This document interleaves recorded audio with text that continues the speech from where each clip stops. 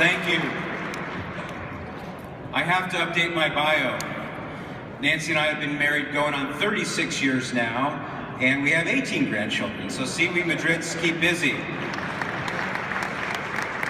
And Nancy and I have never been asked to teach natural family planning classes at our parish either. We're waiting for that. With 11 kids, I think we'd scare everybody off.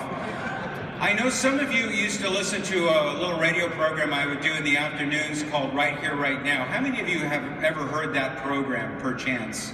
Okay, some of you. I know you're thinking he sounds much taller on the radio. I have great esteem for your local Catholic radio, not only the Catholic channel out of New York, but also Relevant Radio, and as you know, Relevant Radio is here. So I would just like to pause for a moment and pay tribute to them. It's a wonderful organization. I hope you will support them in every way possible, listen to them, etc., etc. I do have a radio program of my own that I was asked to mention briefly. I do a 3-hour morning show for the West Coast of the United States on Immaculate Heart Radio, different network. And those of you who have a smartphone, if you have an iPhone or an Android phone, you can get the Immaculate Heart Radio app so that when you're not listening to Relevant Radio, we want to listen to them live, listen to them all the time. But when you're not, you can listen to my program in podcast. In your app store, you want to put in Immaculate Heart Radio. Don't put in iHeartRadio. That's a good app, but it's secular. That's not the same one. You want Immaculate Heart Radio, and then it will populate on your phone, and you can listen to my program when you're not listening to Relevant Radio. I'm on from 9 to noon Eastern. I'm here to speak on the topic of why be Catholic, and I will return to my book by the same title toward the end of my talk, but I want you to know that the things I'm going to share with you today are found in a fuller form, more expanded in this book. The book's subtitle is 10 Answers to a Very Important Question. And that's what I'd like to speak about today, coming to you as a cradle Catholic. I am not a convert, as so many people who do apologetics are. Scott Hahn, Tim Staples, many of the people you hear on Catholic radio or see on Catholic television are converts, but I'm not. I'm a cradle Catholic, oldest of 8 kids, born in Los Angeles, into a Catholic family. My mom and dad did a really good job of teaching us the faith. So good, in fact, that all of my siblings, all 8 of us, although one has since died, but all of us have remained Catholic steadfastly into our adulthood. And that's a rather unusual thing nowadays, it seems to me, because so often, and I'm sure many of you know this experience, perhaps personally, there are many people who leave the Catholic Church in search of something. It could be entertainment, perhaps they're searching for a relationship with Jesus that they didn't feel that they had in the Catholic Church for whatever reason. Some people leave out of laziness, some people leave because they get a hold of bad information. Maybe the door-to-door missionaries, you know how it is, you're doing something very important on a Saturday morning. Put yourself in this scenario. You're watching Gilligan Island reruns or something like that, and the doorbell rings, and you don't really want to talk to whoever that might be, but you think, well, that could be the delivery man bringing what I got off eBay last week. So you go around to the window overlooking your front porch, and very stealthily you look through the mini blinds to see who's there. And sure enough, there are a couple of guys with jackets and ties, so they're clearly missionaries. You can't see all the way out to the front sidewalk. You don't know if they're bicycles, so you don't know if they're Mormon, Jehovah's Witness. You're not sure what group it might be. And you're going to pretend you're not home when one of the missionaries spots you through the window. And of course, now you're stuck, so you have to open the front door. Before you do that, though, most of us Catholics will drag a huge statue of Our Lady right there by the front door so they know, Catholic home. And they say something like this when you open the door. They say, "Good afternoon, we're in the neighborhood just talking to people about Jesus Christ and the Bible. Tell us, are you a Christian?" And a lot of Catholics at this point, they kind of stammer and stutter, they get a little flustered, they say, "No, I'm a Catholic." And then of course they realize, okay, that's the wrong answer. Yes, I'm a Christian. But by then it's too late, because the guys have that look on their faces that says, "Oh, he's a Catholic." And then they reach into their book bag and they pull out that Catholic Bible that is marked up especially with verses to ask Catholics. That scenario I'm sure you won't be surprised when I tell you, that scenario is a very common exit door from the Catholic Church. Many of our Catholic brothers and sisters have wound up leaving the church. Perhaps some members of your own family have left the church. If I had to guess, I would guess that there are any number of you here whose children are adults now, as my children are. All of our 11 kids are grown up with kids of their own. Our two youngest, the very youngest of the 11, they're in high school now, and they'll be out of high school in a couple of years. So I'm looking at my children the way many of you men look at yours, because they're now adults with families of their own. And I know that at least some of you here have kids who have left the church.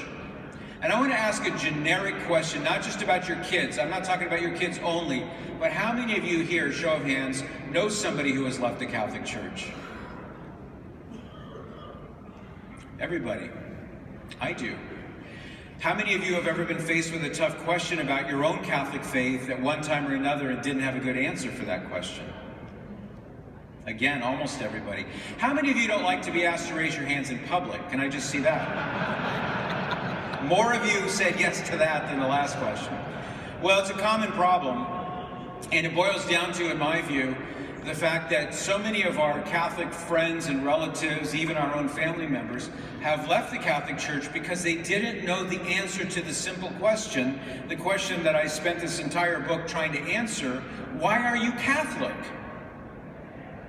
Why? Why are you, and you might ask yourself this question today, why am I a Catholic? A lot of people will answer the question, well, of course I'm Catholic, I'm Italian. Or, of course I'm Catholic, I'm Irish, or what have you. You could go on down the list: Filipino, Mexican, Catholic, Irish. There's a lot of cultural Catholicism out there. Am I right on that? Yeah.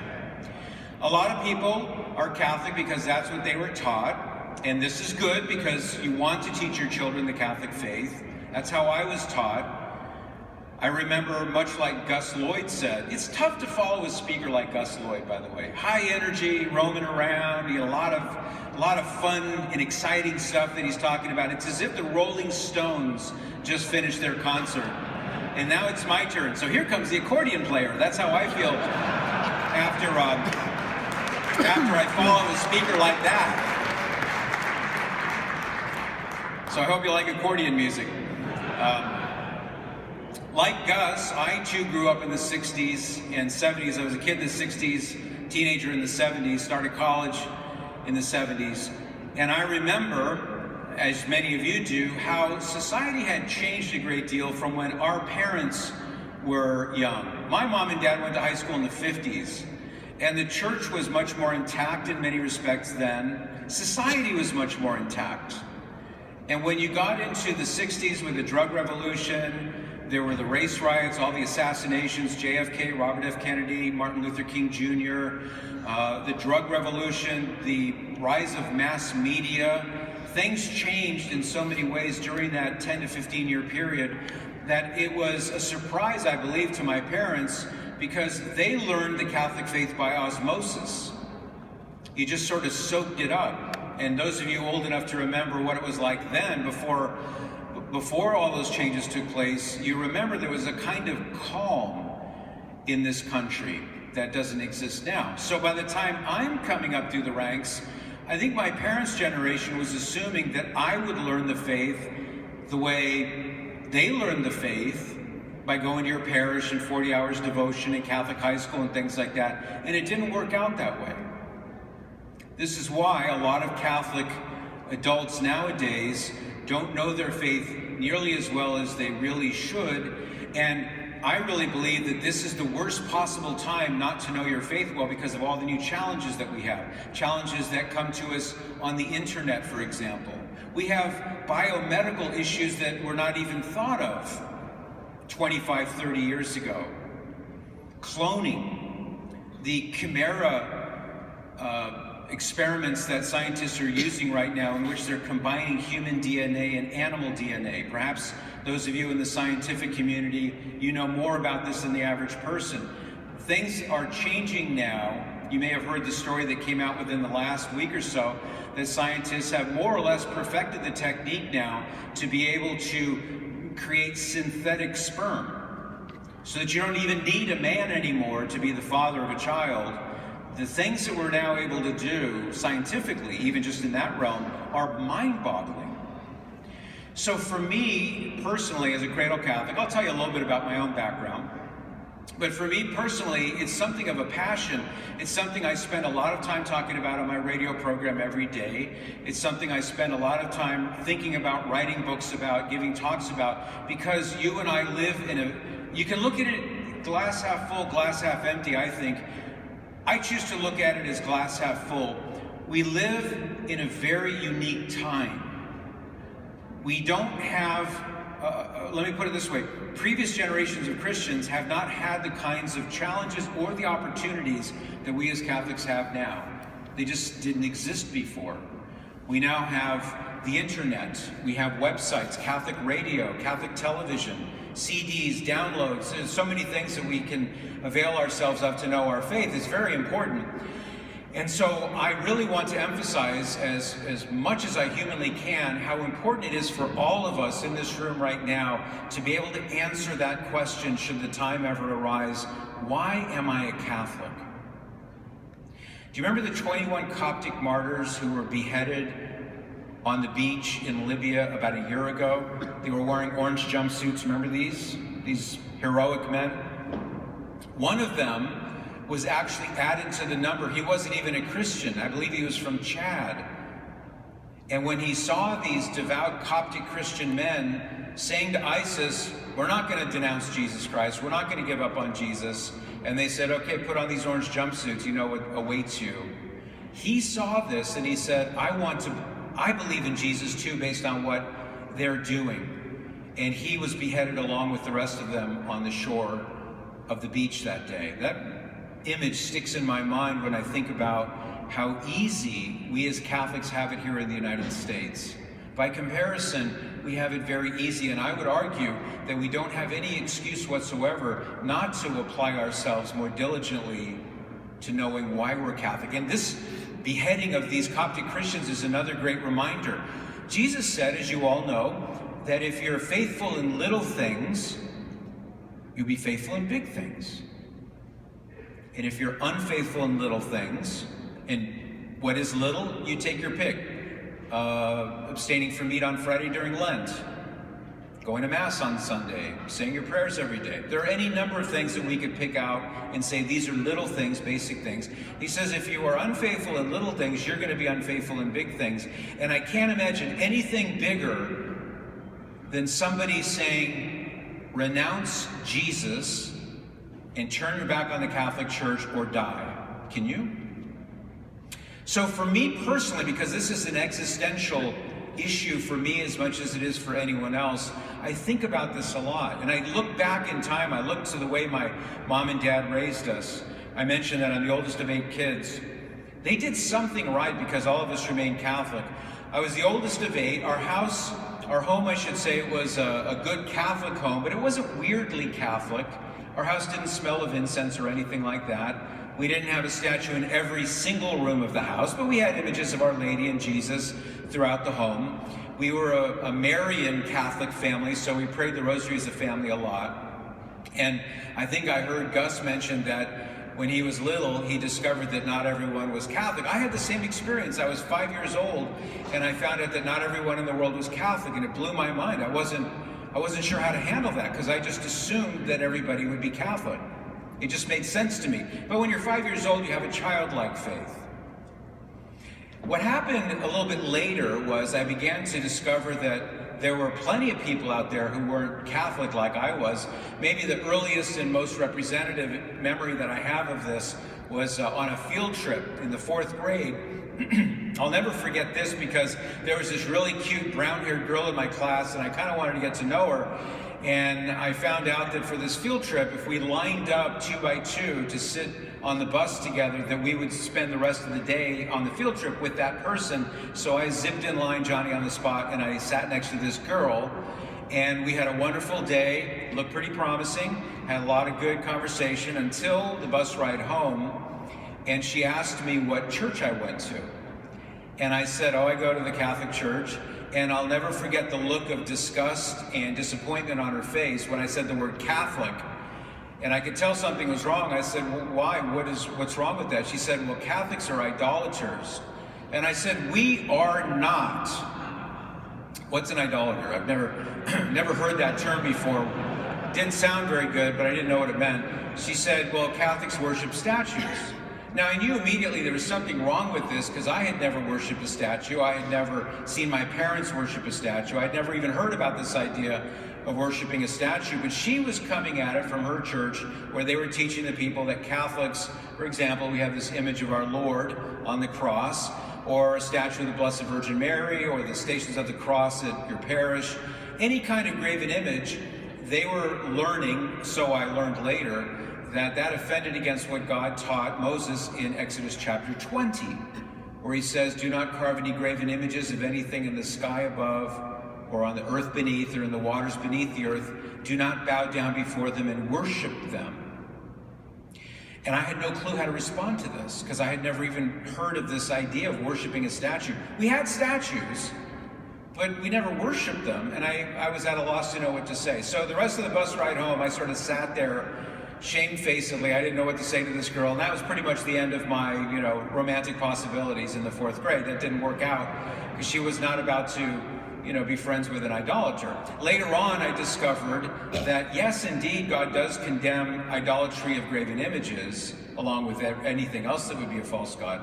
But it wasn't graven images that he was condemning, because I began to discover many places in the Old Testament where God either permitted and approved of, or he actually commanded the carving of graven images, like the Ark of the Covenant that had 2 statues on top of it. And so I began to see that it's much like we have pictures of our wives and children. If you saw me kiss a picture of my wife, you wouldn't be horrified and think, what's wrong with that guy? He loves Kodak paper. This guy's crazy. No, you'd say, well, he loves his wife because it's the person represented by the image, not the image itself. We all understand that. One time I was speaking in Chicago, and I pulled up in front of the rectory of the parish where I was going to speak that night, and there on the front lawn was this huge, larger-than-life statue of Our Lady of Fatima. And kneeling in front of that statue were the 3 statues of the children of Fatima. You've seen these, I'm sure. And I turned to my colleague in the car, because these smaller statues had their hands folded and their heads bowed in prayer in front of the statue of Our Lady. I turned to my friend and I said, what a great religion. Not only can we worship statues, but our statues can worship statues. And I think that's pretty clever. So I used it that night in my talk, because it had just happened an hour earlier, and there was a Protestant minister in the audience who, during the Q&A session, he came up and he said, why were you laughing about that? Because we know that you do worship statues. And so then I had an opportunity to share from the Bible how it is that we don't worship statues. I won't get into that now, but it was a revelation for me in the 4th grade, where it really kind of came to a head for me personally was the summer between my junior and senior year of high school. I call this my golden summer. And that was because grew up in Southern California, so you got beaches, Disneyland, Knott's Berry Farm. I had my driver's license, I had some jingle in my pocket because of my part-time job. My parents would allow me the use of their car now and then, and I was going out with a really pretty, really nice girl in the area. Her name is Christy. And so it was like this perfect idyllic summer, except for one thing, and that was that Christy and her family were very devout Protestants. And her father, who was a very nice man, but he was also very anti-Catholic, he insisted that whenever I would come by Christy's house to go get her to go pizza or go see a movie, he would make sure that I sat down with him in the living room. He'd get out his big King James Bible, and he would grill me mercilessly about my Catholic faith. Have you ever had anyone do that to you, where they just needle you? Yes, you know what I'm talking about. It doesn't feel good, does it? And it was worse for me because I didn't know anything about why I believed what I believed as a Catholic. I knew what I believed, but I was clueless as to where I would find biblical support. I didn't know the history very well. So her father, he would sit there time after time. It felt like hours. It probably only took 10 or 15 minutes. But he would grill me. He would say things like, now, here in Matthew 23, verse 9, Jesus says, "Call no one on earth Father, for you have one Father who is in heaven." Now tell me, Pat, what do you call priests in the Catholic Church? Father, I would say, knowing that he had trapped me yet again. And he would say with a grin, he would say, "Well, why are you doing something that the Bible says not to do?" And then he would go on and give me all the other things that he thought the Catholic Church taught or did that conflicted with the Holy Bible. And so it was a very frustrating summer for me, as you might imagine. And I had to do a cost-benefit analysis more than once when I was thinking, okay, I like this girl, and I want to hang out with this girl, but I don't like this other stuff. But in the end, the girl won out, so I was willing to put up with this. One day, Christy's dad gave me a little chick comic book cartoon track. Have you ever seen one of these little fundamentalists? They're like little booklets, but they've got cartoons in them, and they're typically very anti-Catholic. He gave me one. It was against the Holy Eucharist. It was called The Death Cookie. And the Death Cookie had a picture of a host that we use at Mass on the front cover, and then there was a skull and crossbones on top of that. And he said, "Here, you need to read this. This will prove to you why what you believe as a Catholic is not true." So I would go home from Christy's house time after time, and I would say to my dad, "Okay, Dad, here's the latest thing, the Death Cookie." And I would share with my father and my mom what these arguments were. My dad was always really calm about it, never unflappable. And he'd say, "No problem." He'd reach up on the shelf of our big Catholic library, and he would pull down a book, and he'd say, "The answer to that argument is in this book." He had good apologetics books from days gone by. And I really thank my dad for being so smart in having good material in the home, because if he didn't have that, it's possible that I could have been taken in by these arguments that Christy's dad was laying on me, and I might not be here speaking to you today. I might be pastoring a non-denominational church if things had gone the other way. Because he was telling me, as a Catholic, you are not a Christian. You don't believe in the same Jesus that I do. You believe in a different Jesus, a different gospel. And it was, as I say, frustrating, because I was constantly doing my best to try to explain how I am a Christian. And so it became kind of like a detective hunt for me to find these answers. And over the course of the 3 months of that summer, I was getting stronger and stronger in my Catholic beliefs. I was learning the answers to the questions that Christy's dad was asking me. And I also noticed that whenever I would come back to give him the answer that I had found from Scripture and history, he would quickly change the subject. And what I realized was, he's never heard an answer. He only knows the objections. He's never heard a Catholic response to these objections. Many of which, by the way, many of the things that he hit me with that summer, I lay out for you in this book so that you can have the answers too. So by the end of the summer, what happened was, I think he kind of gave up on me. I was like the science experiment for the family that summer, and it didn't work out the way they were hoping, because I was getting stronger and stronger as a Catholic. And Christy and I winded up drifting away from each other. That's how these things typically go. But I'll never forget her father, and I will always be grateful to him for doing something that, although it was uncomfortable for me at the time, it helped me to learn my Catholic faith and skip over. I went from a childlike Catholic faith, I skipped over the childish Catholic faith, and I began to gain an adult appreciation for my faith. And I thank him for that. I thank my Father for that too. I thank my Father in heaven for that more than anyone else. But if ever I run across Christy's father all these many years later, I'm pretty sure I'm not going to tell him that he's responsible for the fact that I do this work that I do. I think his hair would catch on fire if he thought that he actually propelled me to become a stronger Catholic as a result of all that.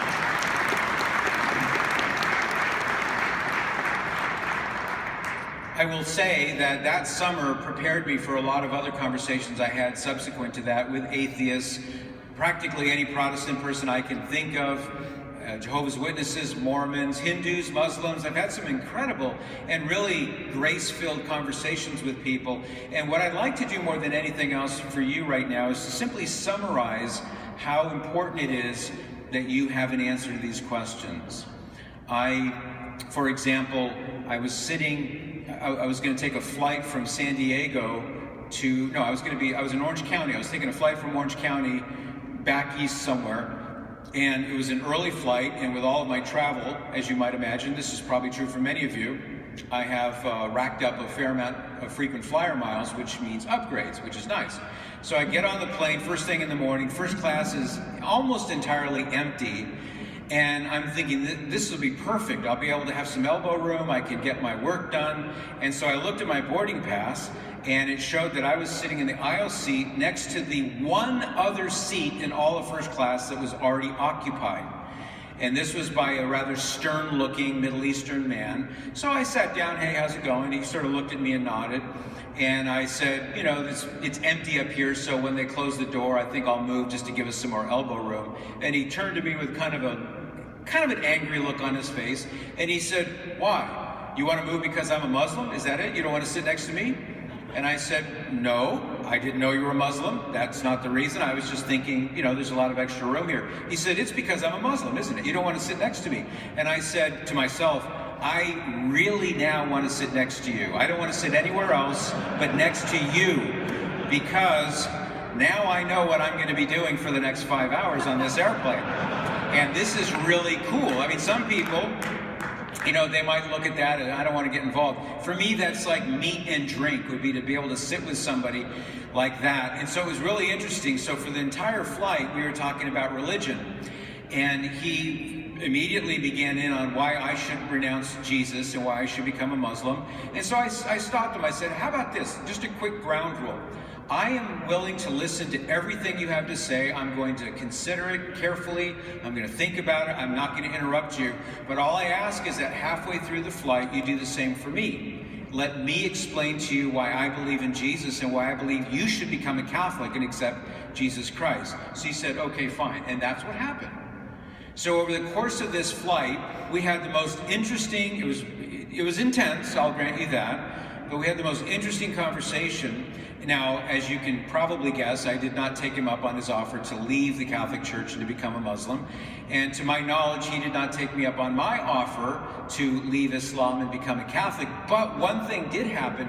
He had a chance, maybe for the first time in his life, he had a chance to get about 2 hours of the case for Christ. I don't know if you ever heard that before. I don't know if you ever will hear it again. God knows the ways in which our activities, sometimes with total strangers that we meet in passing, God knows to the extent that those seemingly random conversations might have a powerful effect on somebody, which is another reason why we have to know why we're Catholic. When I'm asked why am I a Catholic, I talk about many different things. I talk about, first of all, that God exists. So if I'm talking to an atheist, I need to at least establish why I believe in God at all. You've seen the billboards probably, be good for goodness sake. The atheists put these up. You don't need to be good because there is no God. You don't need to be good for that reason. Just be good because being good is good. Don't worry about being punished in hell. The books, the YouTube videos, the billboards. In some metro areas, the atheists put billboards, or big signs rather, on buses. They're becoming very evangelical, the atheists are. And I'm telling you, you're likely, if you haven't already, you are likely to run into a well-meaning but misguided atheist who looks at you as a Catholic as superstitious, anti-scientific, definitely behind the times. You believe in some invisible man in the sky. If you don't know how to explain even just the basic case for why you believe in God, it'll be very difficult to share what you believe about Jesus with an atheist. It might be somebody who is not a Christian but who does believe in God. We have to know how to make the case for Christ. How do I know? Ask yourself in your own heart of hearts, how do I know that this man Jesus really existed?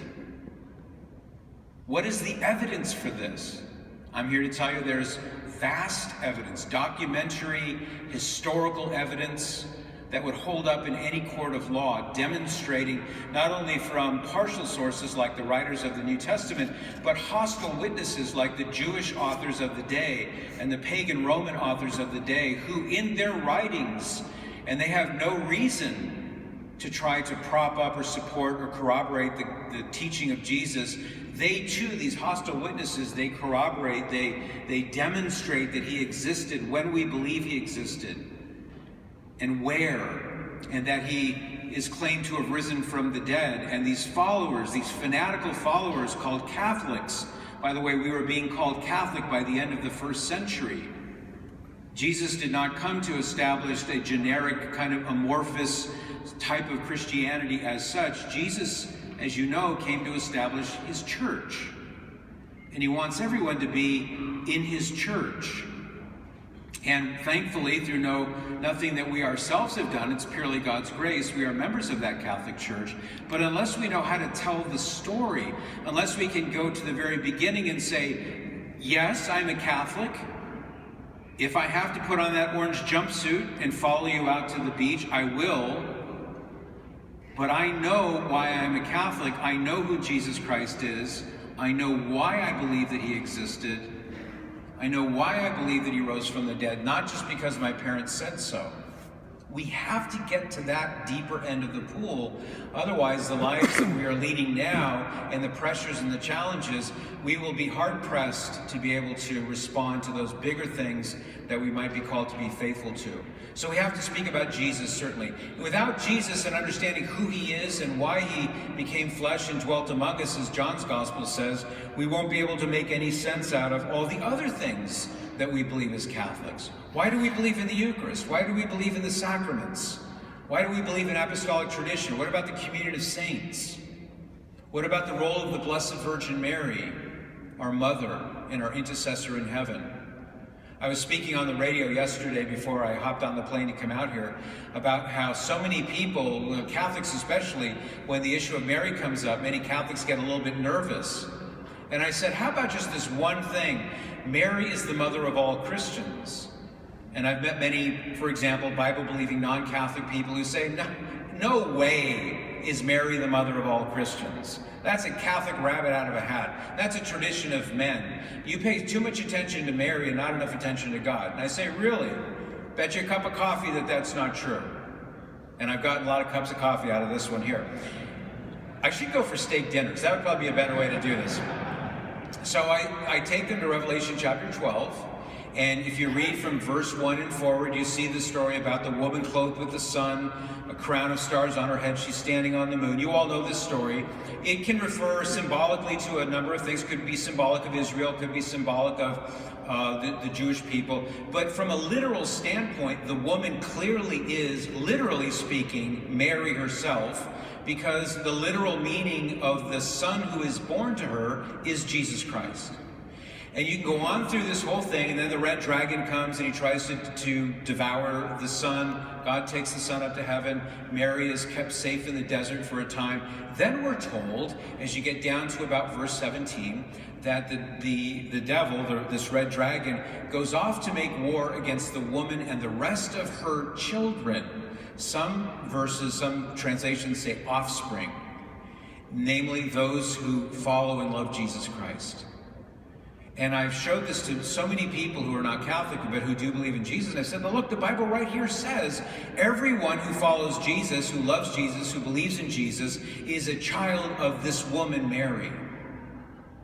And so I don't want to do anything less than what the Bible says with regard to Mary. And that opens doors for other topics like Mary's perpetual virginity or her Immaculate Conception, many other things like that. But we have to begin with these more building block things, or we can never move to the more detailed things that are more specifically Catholic. When I'm asked, why are you Catholic?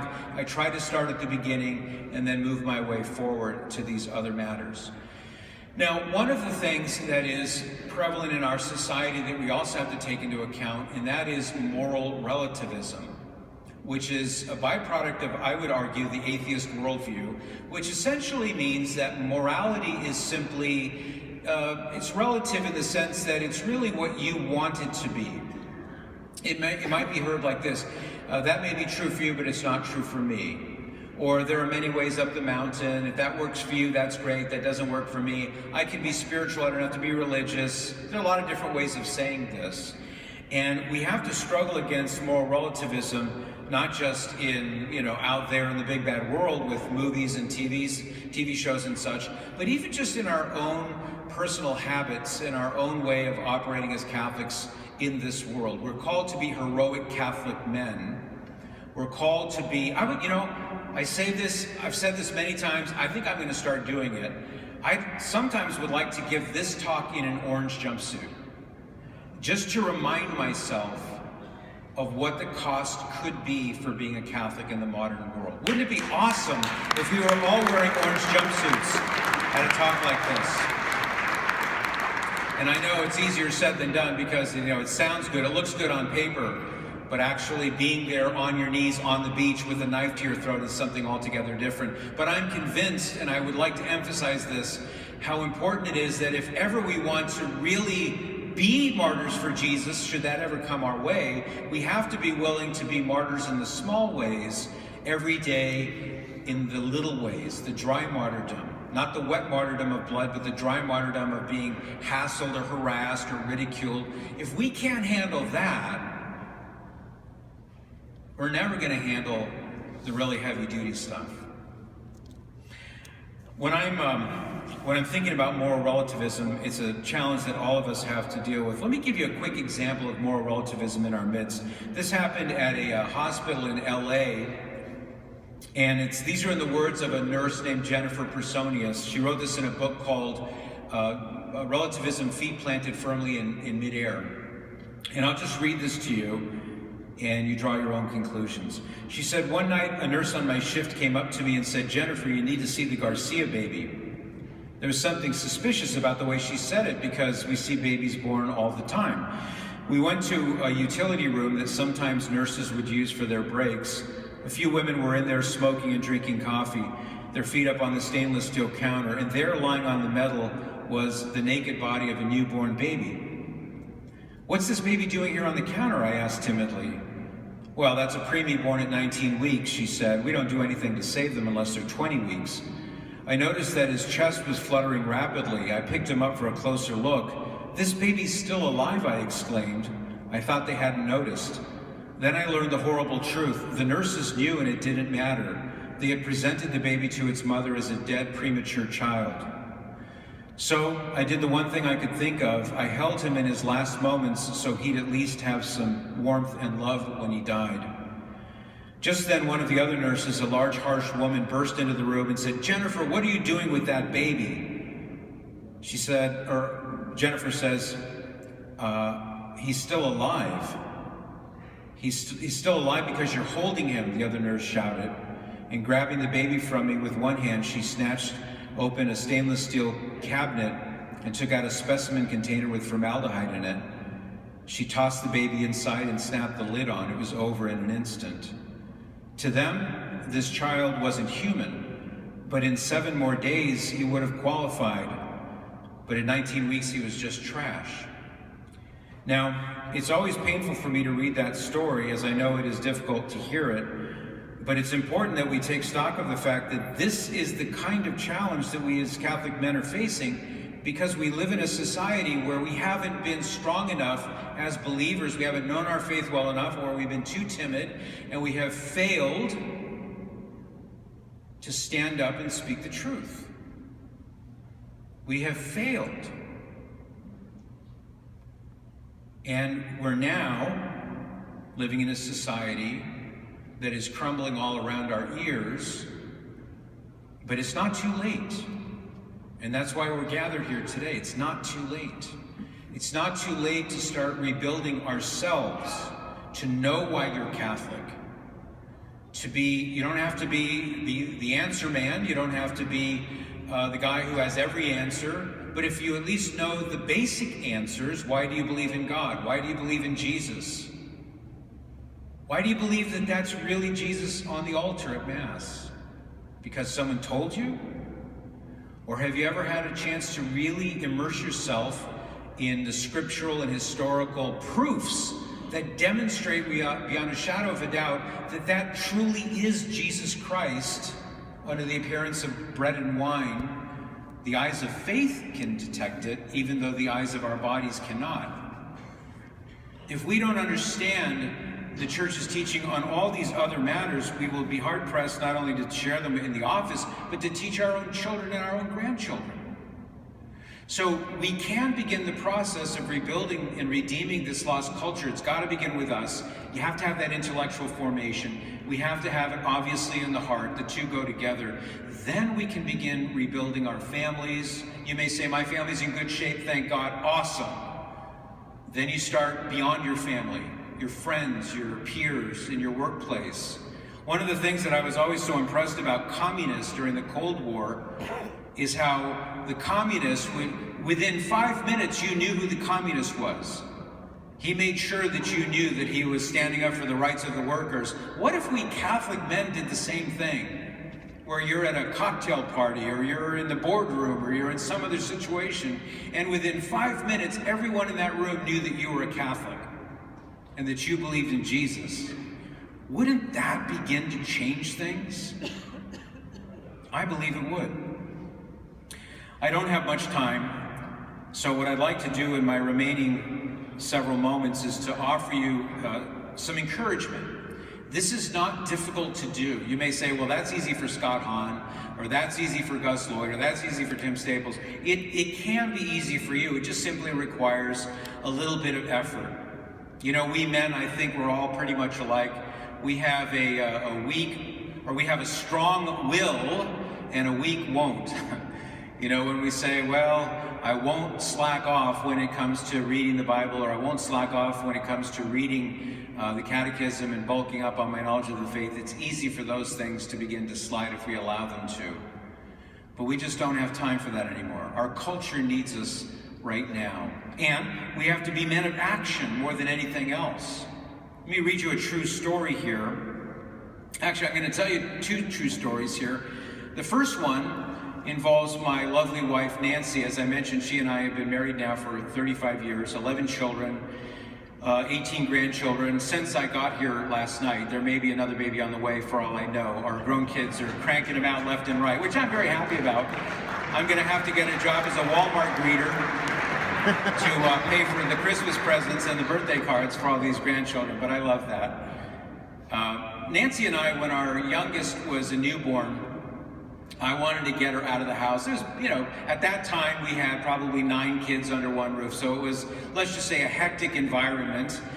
And so she could use some time out of the house. So I said, honey, let's go get some food at a restaurant, just you and me and the baby. So we got the baby, put him in the bassinet. We went down to the local Olive Garden, and the waitress seats us at our table, gives us our menus, and there we are, thinking about what we're going to have for dinner. And the waitress starts in with all the typical maternal questions about the baby.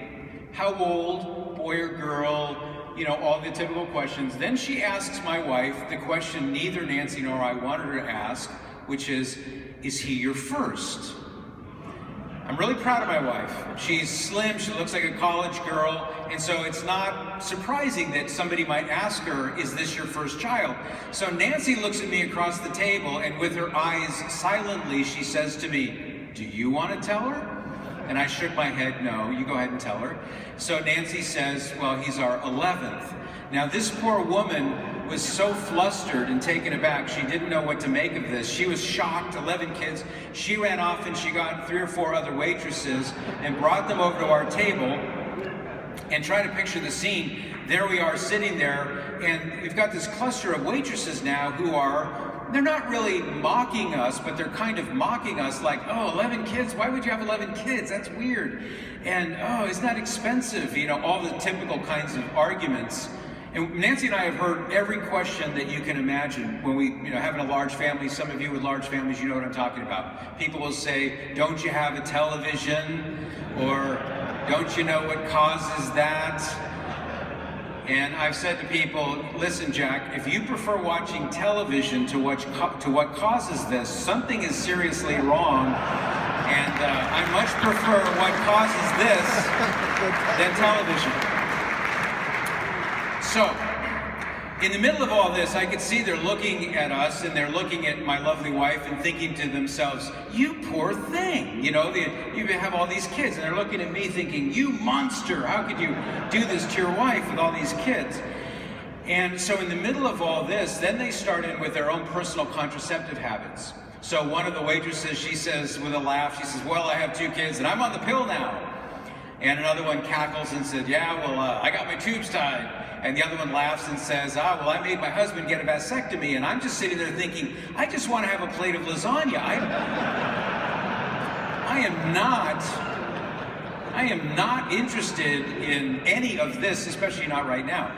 And so in the middle of all the negativity, my lovely wife, she smiles up at these ladies and she simply says this. She says, well, my husband and I believe that children are a blessing from God, and we believe in being open to life so that God would bless our marriage. That's it. That's all she said. And she said it like that. But it was like putting water on a campfire. And all the waitresses, they sort of simmered down. They all went back to their jobs. And we kind of laughed, Nancy and I, like, haha, isn't that funny? And 45 minutes later, I pay the check, we get the baby, we go out to the car. And as we're getting into our minivan at the far end of the parking lot, I hear footsteps running up behind me, behind us. I turn around, it's our waitress. And she had run all the way to the end of the parking lot where we were, and under the street light above, I could see tears glistening in this woman's eyes. And she was kind of out of breath. She said, oh, I'm glad I caught you. I just wanted to say thank you. Now, I knew she wasn't talking to me because the tip was not that extravagant. So she was talking to my wife. So to Nancy, she said, what you said in there about children being a blessing from God, I knew that, but being open to life so that God would bless your marriage, she said, I had never heard anyone say that before. And she said, it really touched my heart. And I know that it's true, and I've decided I'm getting off the pill. When I get off my shift tonight, I'm going to tell my husband, I want God to bless our marriage, and I didn't want you to leave without saying thank you. You've changed my life. She gave Nancy a hug. She went back into the restaurant. We've never seen her again. Yes.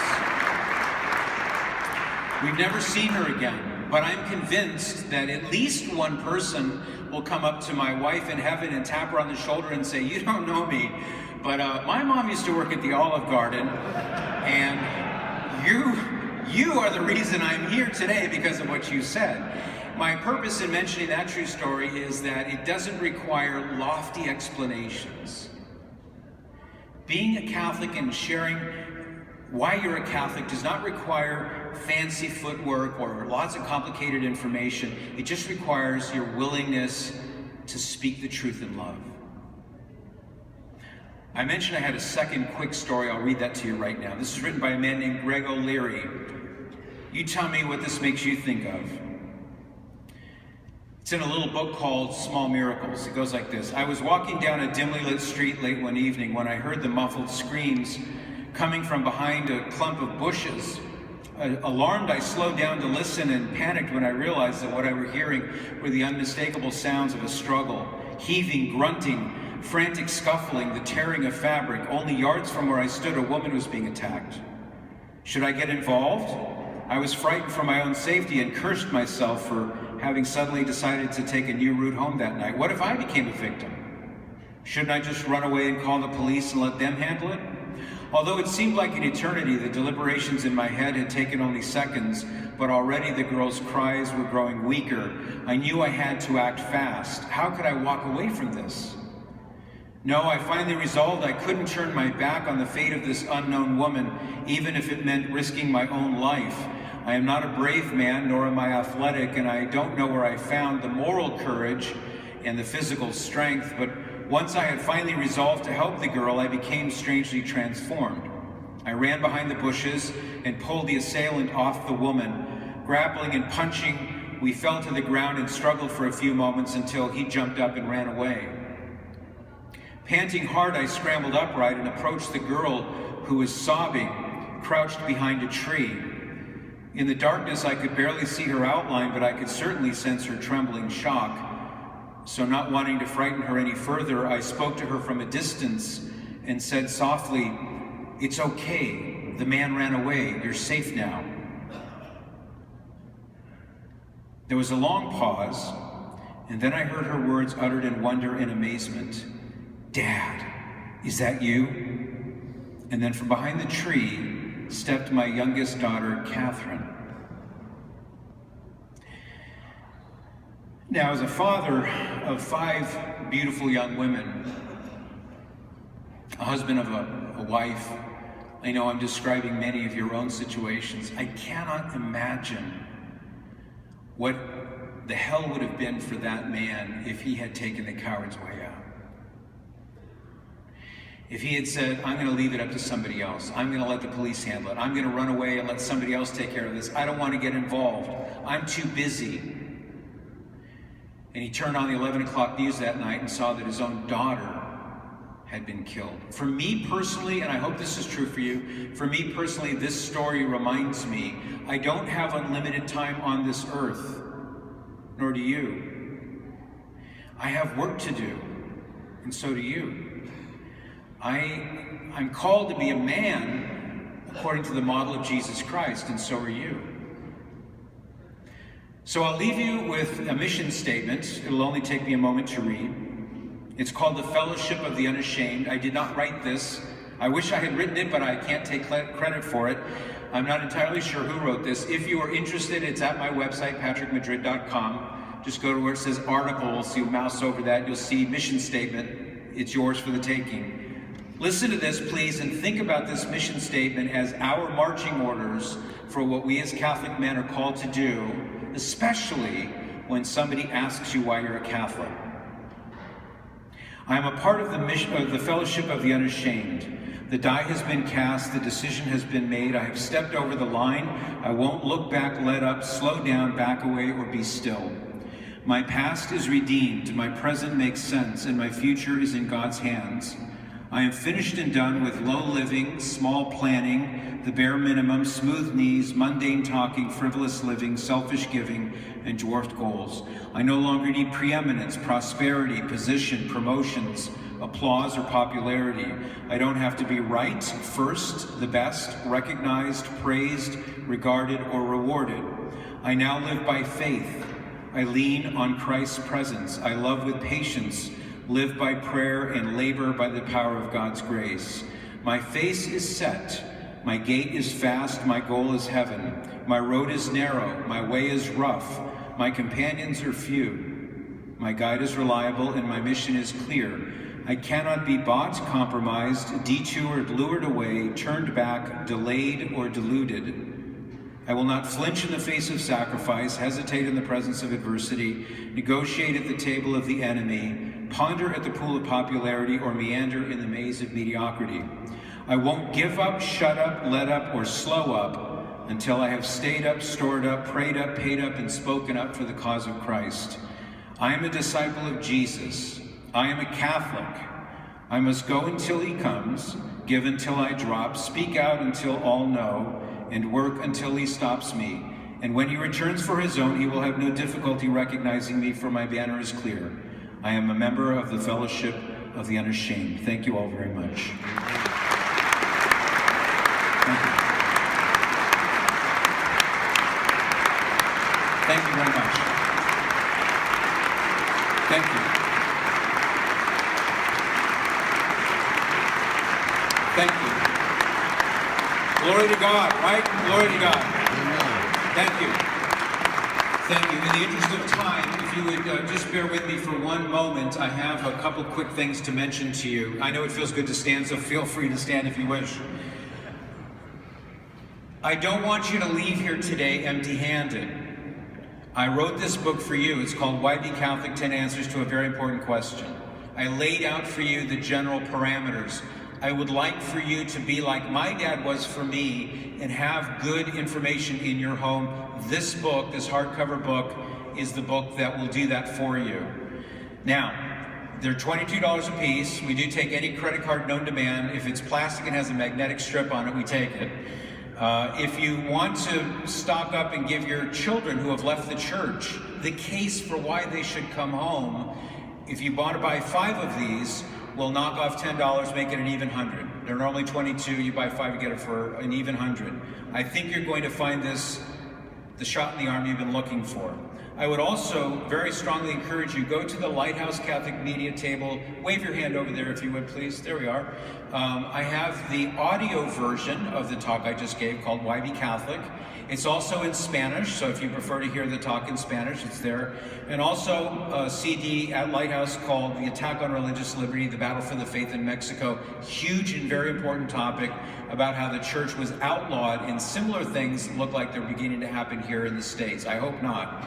Lastly, I am leading a pilgrimage this fall to the California missions, and it would be a nice way to have a second honeymoon with your wife if you'd like. So I've got flyers about the pilgrimage at my table. Please come pick one up. Thank you very much, and God bless you.